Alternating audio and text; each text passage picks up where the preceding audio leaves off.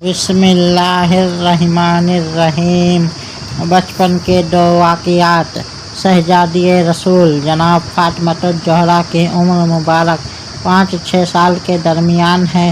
جناب سیدہ خدیجۃ الکبریٰ بیٹی کو درس توحید کے ساتھ ارشاد خداوند بزرگ برتر کی لامحدود و لامتناہی قوتوں کے بارے میں مختلف مثالیں دے کر مقام الوہیت کی نشاندہی فرما رہی ہیں۔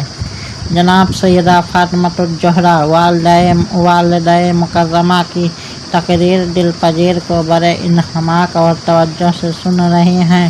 ماں نے واز ختم فرمایا تو بیٹی نے ایک سوال پوچھ لیا، بڑا جامع اور بلیغ سوال، بچپن کے ذہن سے بلند و بالا اور عرفہ و اعلیٰ سوال آپ نے پوچھا۔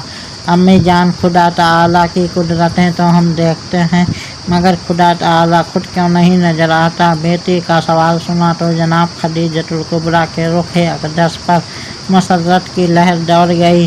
آپ معلمہ تھیں، ہونہار شاگردہ کے سوال کرنے سے آپ کو اپنی محنت کا ثمر حاصل ہو رہا تھا، خوش کیسے نہ ہوتی؟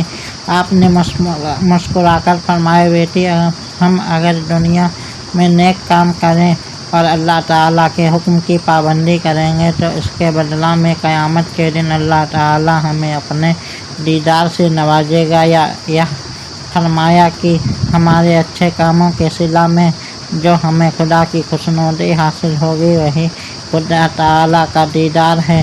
جناب سیدہ نے والدہ کا جواب سنا تو نہایت مطمئن ہو گئیں۔ اس واقعہ سے ہی جناب سیدہ کی تربیت مقدس کی پوری تصویر سامنے آ جاتی ہے۔